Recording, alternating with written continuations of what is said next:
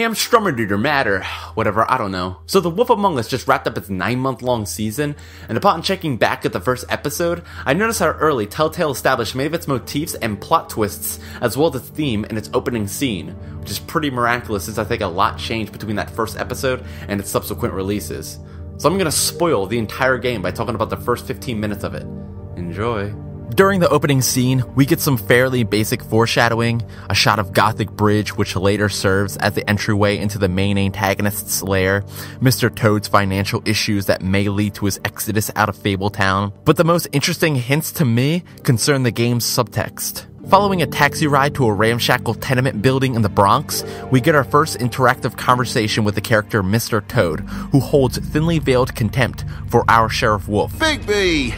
From the dialogue, we learn of the importance of disguising spells. I know I don't look human. I'll get me glamour first thing in the morning. Hiding one's identity, whether that's feigned friendliness or literal transformation, becomes a major motif throughout the season. In fact, Bigby's reputation comes into question after he heads upstairs to deal with an unruly tenant. Toad gives some insight into how Fabletown as a whole views the sheriff. Dad, the lights are shaking again. What did I say? You want a big bad wolf to take you away? Upon entering the room, we see the woodsman beating a hooker. So neat, right? After a brief quick-time combat sequence, we learn the meaning of the kerfuffle. He asked me if I recognized him, knew who he was. I said I didn't. I'm the woodsman, you whore. I saved Little Red Riding Hood from this monster. We get another early motif that resonates throughout the season. Memories of fables fading away. We just fade. Soon after, though, the fighting finds its way outside, where the woodsman begins choking the life out of Bigby. Here we have a quick-time event that cannot be won, but through it, we see the beginning stages of Bigby's transformation into a more feral creature. Of course, before anything gets too hairy, the young woman we helped lands a clean headshot on the woodsman. You're not really supposed to do that, are you? Not if I can avoid it. Though Bigby must also hide his true form, he need not use glamours, but instead keep a cool head. Obviously, the player's actions greatly influence this element, whether they'll be more akin to their legend, or the person their business partner Snow White hopes they've become. Jesus Christ. With the woodsman out of commission, Bigby gets his first real conversation with Faith here. Also, regarding the final twist, where the identity of Nerissa or the Little Mermaid comes into question, I'm going with the assumption that Faith doesn't die in the next scene and instead disguises herself as Nerissa throughout the entire game. I guess it's a good thing fables are hard to kill.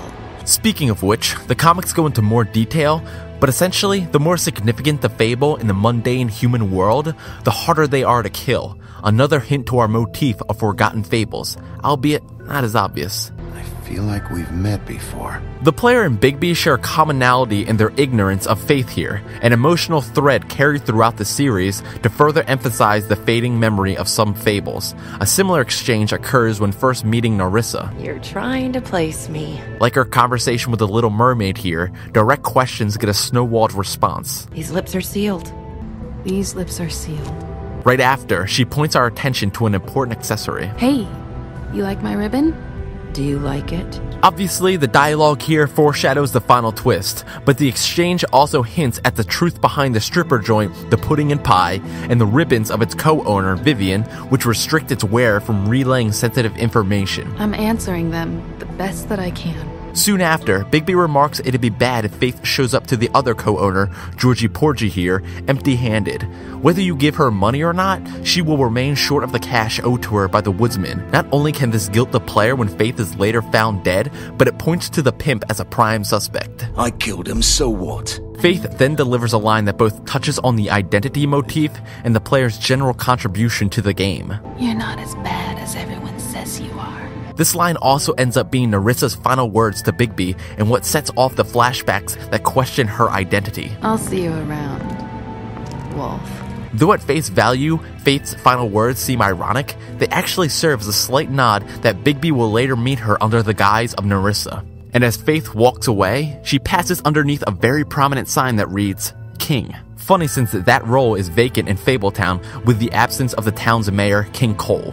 Much of The Wolf Among Us deals with the roles played by these fairy tales, Everyone in Fabletown has a role to fill. as well as the frustrations arising from maintaining these identities. You think I like being the old woman in these stories? The Crooked Man, the main antagonist, exploits these roles in order to operate his underground crime syndicate and maintain power over the citizens of Fabletown. Ribbons, chains, it's all the fucking same. In Vivian's case, her story, the girl with a ribbon around her neck, actually involves her beheading, and lo and behold...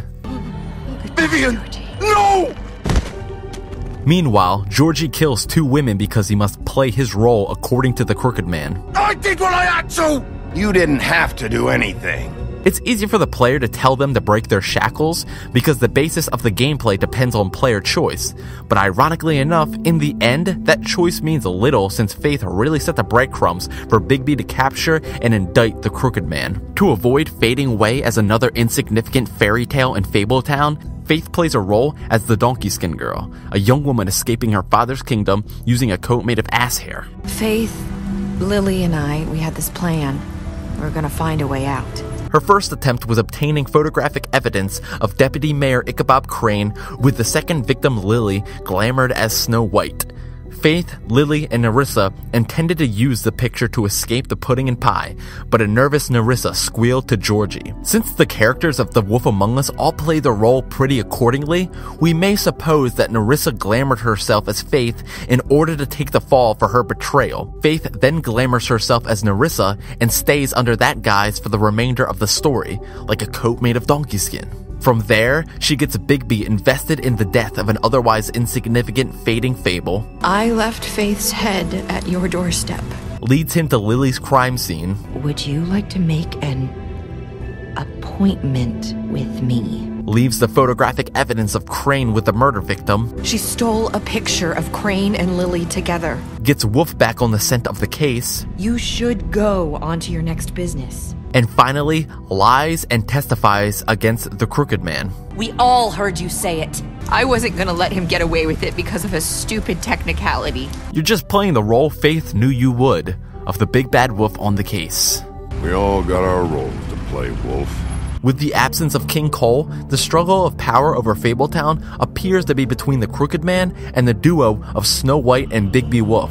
But the real king is Faith. We get a very self-aware theme befit a video game.